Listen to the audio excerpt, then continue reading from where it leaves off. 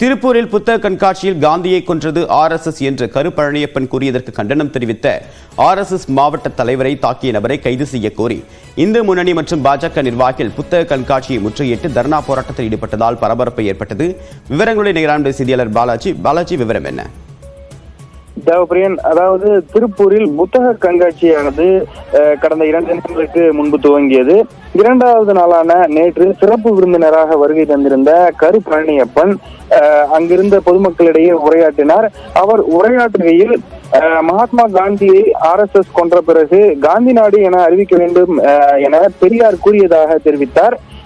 RSS கட்சியை RSS அமைப்பினை குறிப்பிட்டு கருப்பழனியப்பன் பேசியதை அங்கிருந்த RSS மாவட்ட தலைவர் மோகன சுந்தரம் என்பவர் கண்டித்து நிகழ்ச்சி ஏற்பாட்டாளர்களிடம் பேசிக் கொண்டிருந்தார். மேலும் வாக்குவாதத்திலும் அவர் தொடர்ந்து ஈடுபட்ட நிலையில் நிகழ்ச்சி ஏற்பாட்டாளர்கள் மற்றும் அங்கிருந்த நபர்களுடன் அவருக்கு கைகலப்பு ஏற்பட்டது. இதில் மோகன சுந்தரத்தை அங்கிருந்த நபர்கள் தாக்கியுள்ளனர்.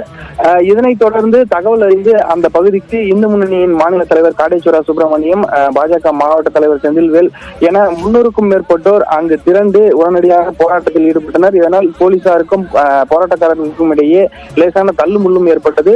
தொடர்ந்து 3 மணி நேரத்திற்கு மேலாக தர்ணா போராட்டத்தில் இரவு தொடர்ந்து அங்கிருந்தனர். இதனைத் தொடர்ந்து புகார் அளிக்கும்படி காவல்துறையினர் அறிவுறுத்தியதை தொடர்ந்து மோகனசுந்தரத்தின் மீது தாக்குதல் நடத்திய நபர்கள் மீது உடனடியாக நடவடிக்கை எடுக்க வேண்டும் என போராட்டத்தில் ஈடுபட்டவர்கள் புகார் அளித்தனர்.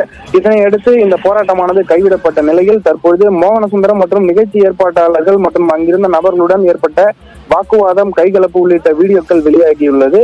அந்த காட்சிகளைத்தான் நாம் தற்பொழுது பார்த்து வருகிறோம். தேவப்பிரியன், உங்களுடைய விரிவான தகவலுக்கு நன்றி பாலாஜி பாஸ்கர்.